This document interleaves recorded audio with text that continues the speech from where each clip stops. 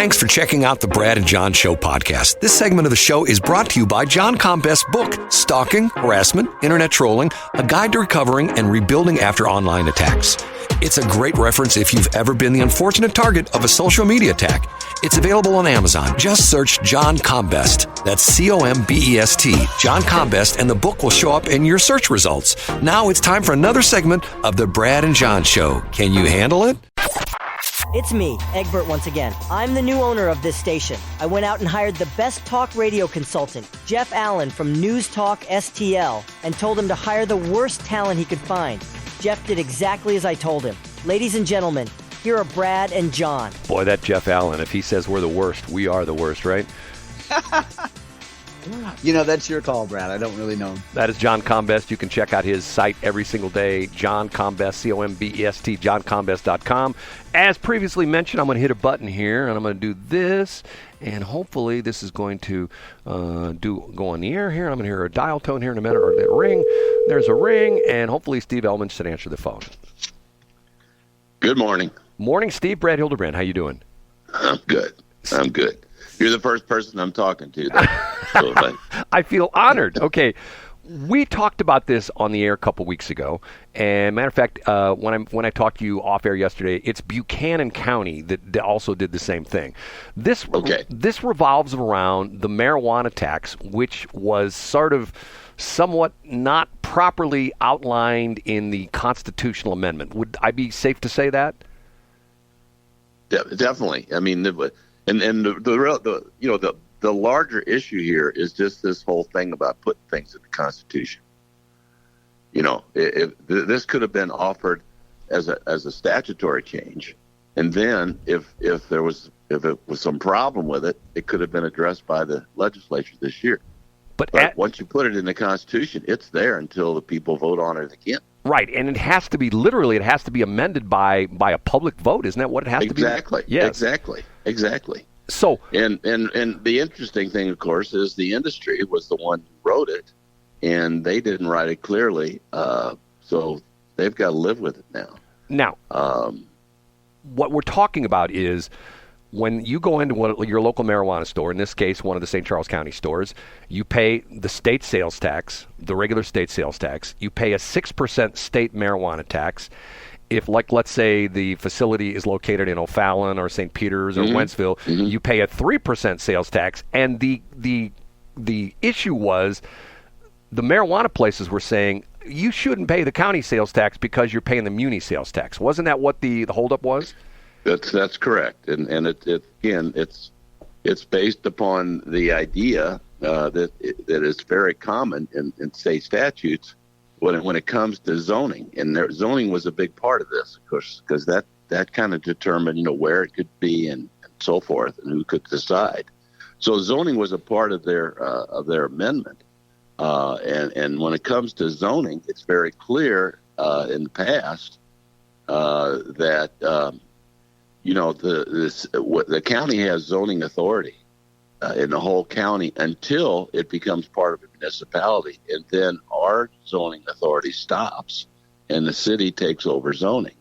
But that's never been the case when it comes to taxation. There's no example I can think of where the legislature has gone ahead and said you're going to have a tax only in the unincorporated parts of a county. If it's a county tax, it's countywide. And that's basically what the judge, I think, agreed with me on. Right, now you teamed up. And the other interesting thing about this is before any of this came up, the industry, people from the industry, went to the director of revenue and tried to get them to issue an opinion in their favor, and they were ready to issue that opinion. And we found out about it, and not only St. Charles County, but the whole Missouri Association of Counties. And basically our attorney, Rory O'Sullivan, put together an excellent letter explaining why they were wrong. And sure enough, the director of revenue backed off and said, hey, we're not going to get into this. We'll leave it up to the courts. Now, didn't you team up with St. Louis County on this? Yes. Well, no, we teamed up with St. Louis County after somebody sued St. Louis County. I got you. Okay. And then we went ahead and intervened in the lawsuit because whatever decision had been made regarding St. Louis County would have applied to us. So as a result of this, you are now collecting your 3% in all the marijuana stores in St. Charles County, whether they're in a muni or not. That's correct. And is that going to be... And in fact, it's just ironically, in our county, we have very little businesses that aren't in cities. Right. Because under the state statute, they can, when they go ahead and annex, they have to have an election. Anybody living in the area has to vote for the annexation. But if you annex a business, well, there's nobody living in a business. So they win the election. So anytime there's a business that opens, if the city is contiguous to it, it just automatically annexes it so they can stack, so to speak, so they can add their sales tax to the what's already being collected by county. Now, is this settled now, or could the marijuana industry appeal this, or how does that work? Oh, there's a lot of things they could do. They could, they could appeal. They could appeal it all the way to the Supreme Court. Like I said, that if you could end up with a situation where one court of appeal says one thing, another court of appeal says another. But apparently that hasn't happened in this. Well, it could happen because you got the Buchanan County case. And if they did, then it would be a good case for the Supreme Court to take and decide one way or the other. But until the Supreme Court decides otherwise, we being St. Louis City, County, and the rest of the Eastern Missouri will be under the Eastern Missouri Court of Appeals decision. Now, is that the Missouri Supreme Court or the federal Supreme Court? No, it's Missouri. Missouri Supreme Court, okay. Steve, one other question for you. Are you ready? Yeah. How's things between you and Tishaura Jones lately? Because you and I recently, not last month, but the month. Are we live? Yes, we're live. I felt that, and I went to a county council meeting, and I gave my pitch for Westplex. You know what I'm talking about with that. But I felt you had really been disrespected by her because of the things she said about you, and the fact that she said that you had been trying to poach their police officers, and you actually stood up and I thought was very interesting what you said. You said you are doing no marketing at all in the St. Louis metro area for police, and That's correct. You described where are you going, where are you marketing at for police officers? Yeah, we're marketing in Springfield at the Missouri State, and Columbia at Mizzou, and at Champaign-Urbana at the University of Illinois. But we don't even recruit here. We figure people living in St. Louis area know where, if they want to be a police officer, they know where they want to go. Interesting. That's very interesting. I don't know if you noticed the other day, the Post-Dispatch, I thought had a great editorial. I don't agree with their editorial board very often, but they were 100% on. And they compared the 17 people that were shot last weekend. Yeah, that's terrible. In the city of St. Louis. And, of course, the mayor's comment was, well, we're working on it, and it's a little better than last year. And the metaphor they used was, what if downtown was on fire? If downtown was on fire, you wouldn't say, well, the fire going on right now isn't as bad as the fire we had last year. I mean, if downtown was on fire, you would do everything you possibly could to put the fire out. Right, you? Exactly. And if you remember what she and I were talking about, I had a simple amendment, just said, if you're going to hire a social worker, you got to hire a new cop for every social worker you hire. And she was opposed to that. And in a straight party line vote at East West Gateway, I lost. So they're not interested in hiring more cops. It's just that simple. And we couldn't make them at East West Gateway. We couldn't make them hire more cops. But we were creating this agency that would allow them to hire social workers, and we're simply saying, okay, personally, I don't think the social workers are going to help much. But if they do, that's great. But all we're saying is you can't take cops off the street and send them to these meetings with social workers to try to talk people into going straight and not being criminals. So that's where we are right now. Well, it's sort of interesting because she said, she made the poaching comment to you. And I have given, I've seen you speak many times at the chamber events. You usually speak at some of the chamber events. You give sort of like the state of the county.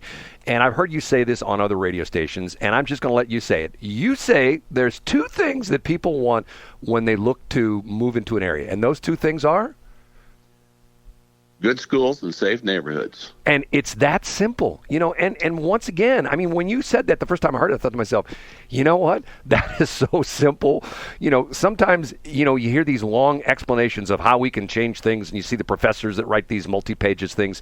You come out with essentially two lines. So what is that? 4 words or something like that? Yeah. And you just typify the whole thing, which I think is sort of interesting solution. But Steve, I appreciate we have the safe neighborhoods obviously are not just the county government. It involves a lot of municipal police departments, and of course, county government has little to do with the schools except making sure the kids aren't truant. But yeah, if we ever quit doing that in St. Charles County, people will move somewhere else. Well, and that's the sad thing is I'm the son of a mother and father who were both born in St. Louis City, lived there all their life, and I'm sort of a fanatic. I read these population statistics all the time, and I was telling somebody just the other day, in 1960, the population of St. Charles or St. Louis City was 750,000, and St. Charles County had 50,000. And with the latest update, what are you up to about like 420, 430 now? 425 or so. Yeah. 425, and St. Louis just went down to 276 or something like that? Yeah, it's just getting worse every day. Oh, man. So if we can go back to the marijuana tax for just a minute. Yeah. Yeah, basically they were making this argument that Judge May, Circuit Judge May in the city of St. Louis, who's a fine jurist who I actually served with in the legislature 25 years ago. I mentioned this the day after his opinion, and I think what he was basically saying in his opinion was that marijuana merchants were one step over the law. One toke over the line. And Steve, you and I are old enough to remember what that song was all about, right? Yeah.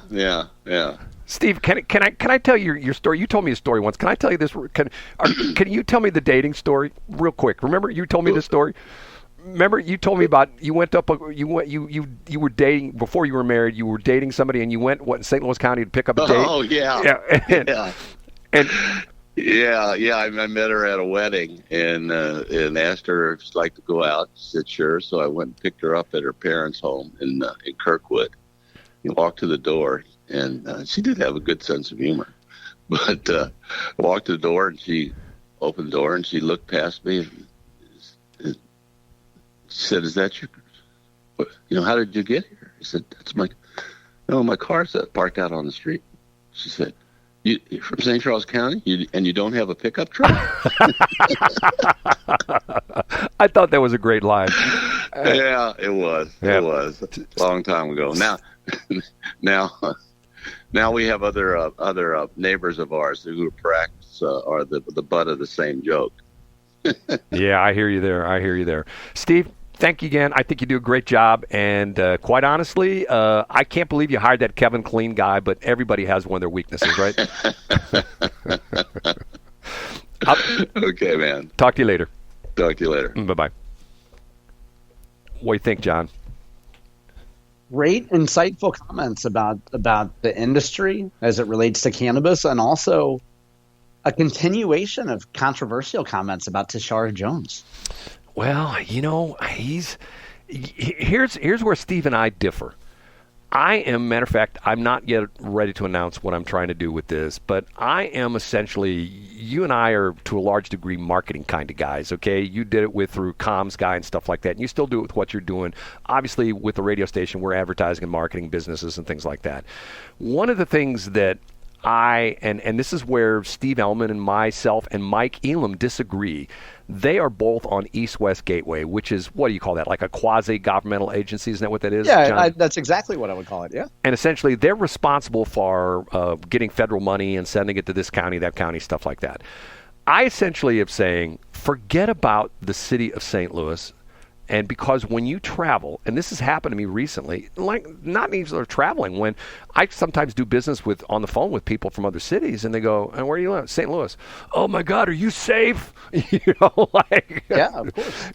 And the idea being is that, and this is interesting because Mike Ehlmann give this at his presentation I was at.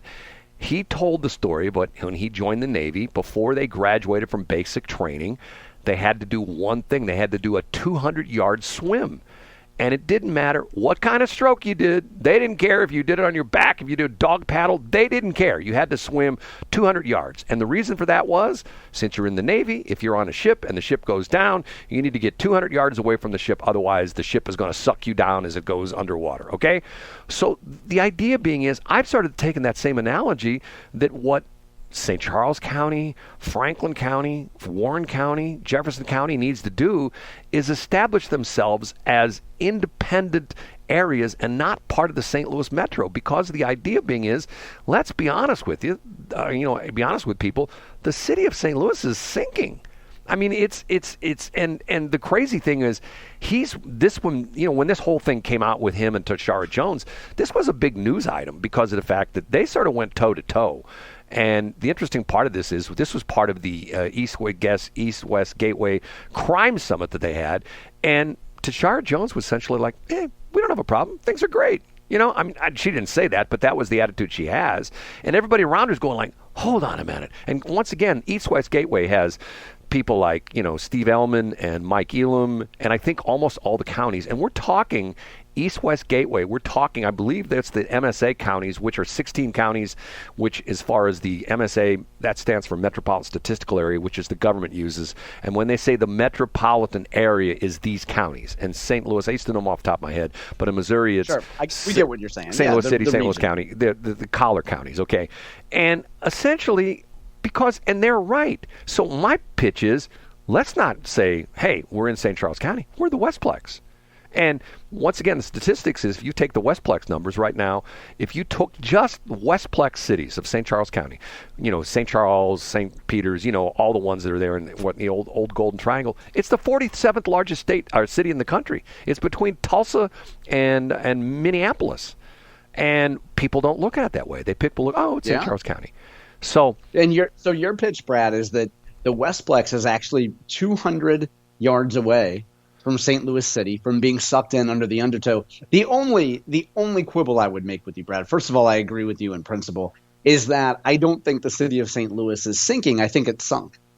Well, but see, once again, the problem with that is, this is marketing 101, okay? What happened, like Boeing has gone through this right now, okay? You know this from a corporate comms guy. Boeing has a problem with the 737 MAX, okay? So now every stinking little thing that comes along, like when the door blew out in that 737, every stinking little thing. Well, problem at the airport, Boeing aircraft, and and you dig into the story, and the Boeing aircraft is 34 years old, right? And sure. I get what you're saying. It wasn't a manufacturing issue. I agree with you on the Ehlmann thing too. I mean, I think you and I are on the same page as opposed to other people, which is, instead of saying we need to fix that region, we've talked about this at length before, Brad. People move to O'Fallon and Wentzville because they want to get away from it. And there's a large youth group in St. Peter's that has an event at the ballpark tonight. Now, the beautiful thing about living in a safe area is, if you want to enjoy the fruits of the city, you can go park in a safe lot and enjoy the best that downtown has to offer, which is a safe baseball game, and then get the hell out of St. Louis City and flee to safety and be in bed in a nice area where you don't have to worry about urbanites and you don't have to worry about all the other things that go on in St. Louis City. And unfortunately, exactly what you said is how most people think right now. Whether or not they would admit that, most people live, and we're even talking people like in St. Louis County, people live in Chesterfield or Kirkwood Absolutely, or De Pere. of course. It's the same thing. You get into town, you hope like hell your car doesn't get broken into where you park it for the Cardinals game. You pay $35 for that bottle of water, $85 for the hot dog. You sit there, you watch the Cardinals lose again. You jump into your car, you drive home real quick, you go, whoa, dodge that bullet, right? Yes, and once you get on 40, once you merge on 40 right there, you're like, okay, from here, we got a straight shot. We're going to be okay. We're out of the city. Right. It's like, whew, You wipe your brow and like, okay, I'm good. Well, what a relief. John, sorry, it's my fault last couple of days. I'll try to make it up to you. I always enjoy doing this show with you. You have nothing to make up to me, Brad. We're so lucky to have you back. Well, and we will be back again on Monday. If you want to check out John's website, as always, johncombest.com, COMBEST. Easy way to find out what's going on in St. Louis. But you got to put on the McCluskey thing on the John Combest site. It's been up, Brad. It's been up since you started talking to Steve Ehlmann about the cannabis cartel. You are so good, John. Talk to you Monday. Bye, guys. Thanks for checking out the Brad and John Show podcast. This segment of the show is brought to you by John Combest's book, Stalking, Harassment, Internet Trolling, A Guide to Recovering and Rebuilding After Online Attacks. It's a great reference if you've ever been the unfortunate target of a social media attack. It's available on Amazon. Just search John Combest. That's COMBEST, John Combest, and the book will show up in your search results. Now it's time for another segment of the Brad and John Show. Can you handle it?